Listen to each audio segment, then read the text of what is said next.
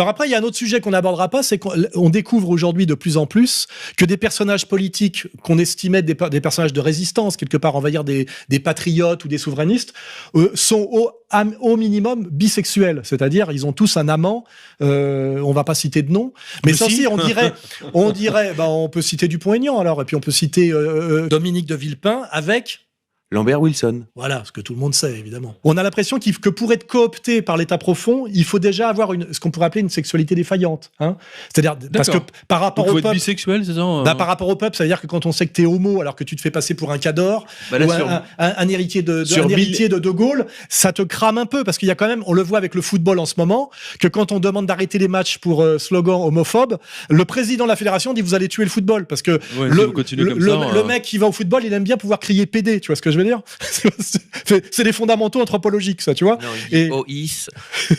OIS enculé. Ouais. Et là, tu découvres en fait que pratiquement tous les types qui ont accédé à un certain niveau en politique sont bisexuels. Ça veut dire quelque chose. C'est-à-dire qu'ils se font enculer. Ils acceptent de se faire enculer. Ce qui veut bien dire, dans toutes les acceptions du terme, que ce sont des soumis, que ce ne sont pas des vrais résistants. Hein. Il faut peut-être le comprendre comme ça. Et d'un seul coup, tu découvres effectivement Dupont-Aignan.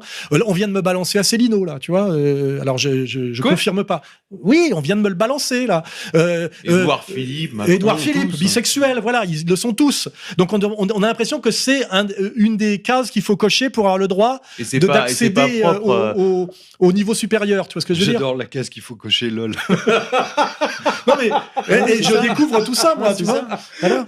Alors après que Dupont-Aignan me fasse un procès, ou que Villepin me fasse un procès, parce que d'abord, ils ont le droit d'être bisexuels, et n'oublie pas Mimi Marchand, à l'époque, son travail, c'était d'avoir les photos et les pièces pour faire fermer leur gueule au moment de la campagne électorale de Macron. Et rappelle-toi que Marc Ladré de la Charrière, qui soutient Fillon, se fait accuser et ne répond pas. Pourquoi il répond pas ?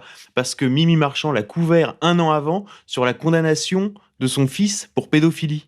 D'accord. À Marc Ladré de la Charrière. Et donc le clan Fillon dit rien parce qu'ils sont tétanisés, parce qu'ils savent que l'autre a le dossier. Il n'en était pas de la double vie. Il changeait un peu de neveu toutes les semaines, non ? Aussi. Ah bah ça, c'est officiel, tu vois.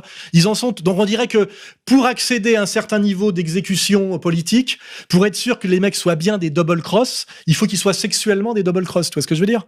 Parce que quand tu acceptes de te faire taper au derche, ça veut dire quand même quelque chose symboliquement, tu vois. C'est clair. Hein ? Et Le Pen, tu peux chercher Jean-Marie Le Pen que j'ai bien connu, il n'en est pas de la jaquette, tu vois. J'avais lu un papier justement il n'y a pas très longtemps à ce sujet, enfin bon, peu importe, comme quoi il a eu des amitiés particulières. Non, il n'a pas de police des braguettes chez lui, et il a des amis homosexuels, ça n'a rien à voir. Moi aussi j'en ai, c'est que le mec, voilà, n'est pas de la jaquette. Or les autres, tu te découvres à un moment donné qu'ils en sont tous. Et c'est pour ça d'ailleurs que Nicolas Dupont-Aignan ne passe pas. Hein, il n'a jamais passé parce que les gens voient bien qu'il y a quelque chose qui colle pas dans son attitude, surtout, à un moment donné, dans sa façon de parler. Si on veut le cramer, compte tenu de ce qu'est la mentalité profonde du Gaulois de base et du gilet jaune, si à un moment donné un mec qui prétend être le sauveur de la France, le nouveau général Boulanger, on te découvre qu'en fait il envoie des mots d'amour à un gamin en le traitant de chien de feu, etc. Parce qu'on les a tous, hein, les messages. Tu parles d'Asselineau ? Non, là je parle de Dupont-Aignan. Jean-Philippe Tanguy s'appelle mon chien de feu. Mon chien de feu. Et ben le mec il est ridiculisé, tu vois ce que je veux dire ? Voilà, c'est tout. Donc ils sont tous tenus. Si t'aimes les glaces aussi. Non mais attends, mais c'est très bien parce que là, tu as abordé la j'ai chose. J'ai tout ça dans ma musette. Au cas où certains voudraient attenter à ma vie. J'ai tout. J'ai plusieurs avocats avec des enveloppes scellées. Je me suis dit, mais c'est quoi le truc là ? C'est quoi son projet ? Pourquoi il a invité un gamin qui joue encore avec ses dinosaures ? Je comprenais pas ce qu'il foutait là, quoi. Je me dis, mais c'est quoi son projet ? C'est quoi son plan ? On en parlera en antenne si tu veux. Oui, d'accord, je vois.